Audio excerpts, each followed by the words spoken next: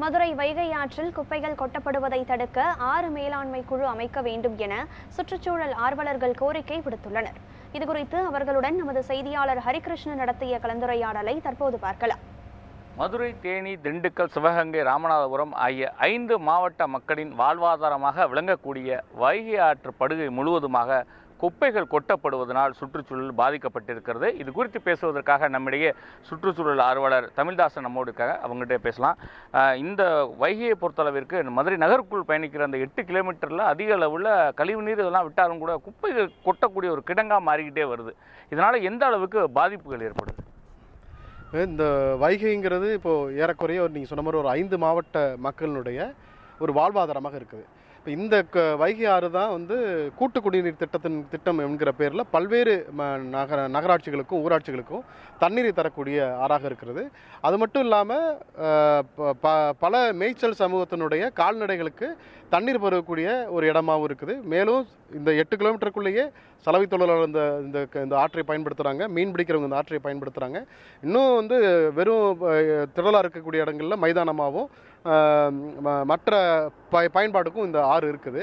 இந்த ஆற்றில் பார்த்தீங்கன்னா இந்த 8 கிலோமீட்டருக்குள்ள ஒரு மரம் கூட இல்லை, இயற்கையாக இருக்கக்கூடிய ஒரு மரம் கூட இல்லை. சங்க இலக்கியத்தில் இந்த 2 கரைகள்லையும் ஆற்றங்கரை மரங்களை பற்றி பல பாடல்கள் சொல்லுது. இந்த 8 கிலோமீட்டருக்குள்ள அந்த 2 கரைகள்லையும் ஒவ்வொரு தெருவுக்கள்லையும் ஒவ்வொரு இடங்கள்லையும் குப்பைகள் கொட்டுற கூடமாக இருக்கிறத நம்ம பார்க்குறோம். நீங்கள் வைகை ஆற்று முழுக்க நடந்து போனீங்கன்னா அந்த 8 கிலோமீட்டருக்குள்ள 2 பக்கமும் எந்தெந்த கரையில் எந்தெந்த பக்கம்லாம் தெரு முடியுதோ அந்த முடிகிற எல்லா இடங்கள்லையும் குப்பைகள் கொட்டப்படுது. இப்படி குப்பைகள் கொட்டப்படுவது மட்டும் இல்லாமல் கழிவு நீரும் கலக்குது.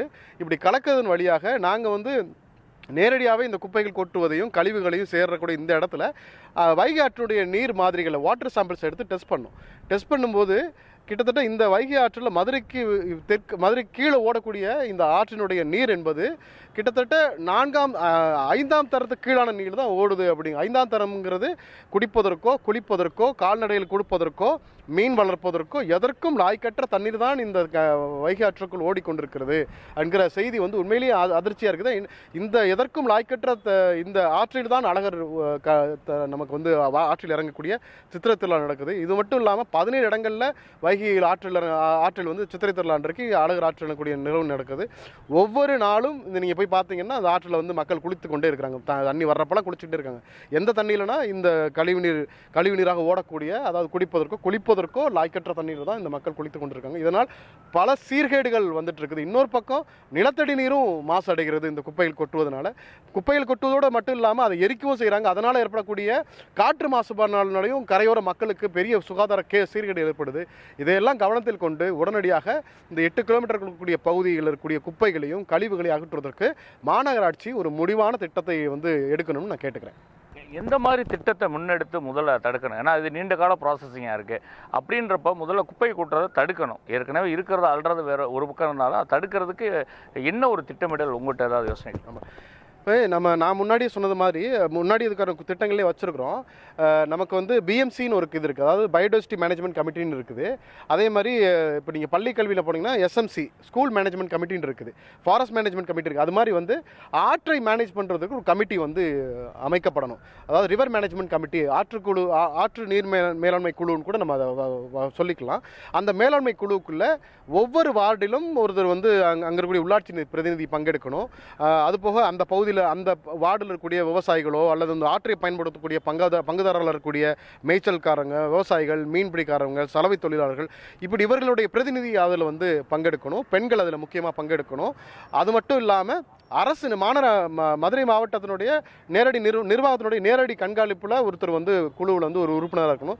இவர்களெல்லாம் உள்ளடக்கிய ஒரு குழுவாக அதில் தேவைப்பட்ட தன்னார்வ தொண்டு நிறுவனங்கள் அல்லது அறிஞர்கள் யாராவது அந்த குழுவில் ஒவ்வொரு வார்டுக்கும் அமைக்கப்பட்டு அந்த ஆற்றை எப்படி நாம் மேம்படுத்துவது, எப்படி பாதுகாப்பது என்பது ஒவ்வொரு வார்டுக்கும் இந்த குழு தீர்மானங்கள் நிறைவேற்றி அதை மேம்படுத்தணும்.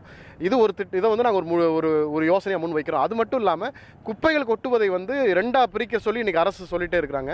இப்போ நீங்கள் மக்கும் குப்பை மக்காத குப்பைன்னு வீட்டில் பிரிச்சுட்டாலும் கூட அதை கொட்டுவதற்கு வரக்கூடிய வண்டிங்கிறது ஒரே வண்டியாக தான் இருக்குது. நீங்கள் ரெண்டையுமே தனியாக பிரித்தாலும் மக்கும் குப்பை மக்காத குப்பையெல்லாம் ஒரே குப்பையாக போட்டு வண்டி அள்ளிட்டே போகுது.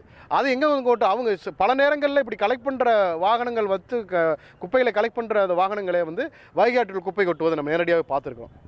அப்போ வீட்டிலிருந்து இந்த மக்கும் குப்பை மக்காத குப்பைன்னு பிரித்ததுக்கு பிறகு அதே போல் மாநகராட்சியிலிருந்து வரக்கூடிய வண்டி மக்கும் குப்பைக்கு ஒரு வண்டி மக்காத குப்பைக்கு ஒரு வண்டி வரும்போது தான் அது வந்து ப்ராக்டிஸாக மக்களிடம் மாறும். அப்போ தான் நீங்கள் 2 குப்பையும் தனியாக பிரித்தா தான் 2 குப்பையிலையும் நீங்கள் மறுசுழற்சிக்கு அனுப்ப முடியும். மக்கும் குப்பையை ஒரு மறுசுழற்சிக்கும் அல்லது உர பயன்பாட்டுக்கும், மக்காத குப்பையை நீங்கள் மறுசுழற்சிக்கும் அனுப்ப முடியும். அப்போது மக்கும் குப்பை மக்காத குப்பை வீட்டிலிருந்தே பிரித்து எடுத்து விட்டு அந்த பிரித்த குப்பைகளை மாநகராட்சி அள்ளுவதற்கு 2 வண்டிகள் வரணும், குப்பை வண்டிகள். அப்புறம் அது அள்ளதுக்கு பிறகு அதையெல்லாம் எங்கே அப்புறப்படுத்தணும்? இப்போ திடக்கழிவு கூடங்கள் நிறைய இருக்குது. அதெல்லாம் இன்னும் வந்து வைகை ஆற்றிலிருந்து குப்பைகள் வச்சிட்டாங்கன்னா அதை எடுத்துகிட்டு போய் அதை ப்ராப்பராக அப்புறப்படுத்தக்கூடிய நிலையங்கள் வந்து அதிகப்படுத்தணுங்கிறத நாங்கள் சொல்கிறோம். இவர்களை பொறுத்தளவுக்கு 2 யோசனைகளை முன் வச்சிருக்காங்க. ஒன்று, இந்த குப்பைகள் கொட்டுவதை தடுப்பதற்காக வார்டு வாரியாக மேலாண்மை குழு, ஆற்று மேலாண்மை குழு அமைக்கப்படணும். அதே நேரத்தில் வீடுகளில் குப்பைகளை சேகரிக்கும் பொழுதே அது மக்கும் குப்பை மக்காத குப்பை என அதை தனித்தனியாக பிரித்து வாங்க வேண்டும் என்கிற 2 யோசனைகள் முன் வச்சிருக்காங்க. தமிழக அரசு இந்த வைகை ஆற்றை மீட்டெடுப்பதற்கான நடவடிக்கையில் ஈடுபட வேண்டும். அதே நேரத்தில் மாவட்ட நிர்வாகம், மாநகராட்சி உள்ளிட்ட அனைத்து துறைகளும் ஒருங்கிணைந்து ஒரு கமிட்டி அமைத்து அந்த ஆற்றிலே குப்பை கூட்டுவதை தடுப்பதற்கான நடவடிக்கையிலே தொடங்க வேண்டும் என்பதுதான் இவருடைய விருப்பமாக இருக்கிறது. ஒளிப்பதிவாளர் திருப்பதியுடன் செய்தியாளர் ஹரிகிருஷ்ணன், நியூஸ் 7 தமிழ், மதுரை.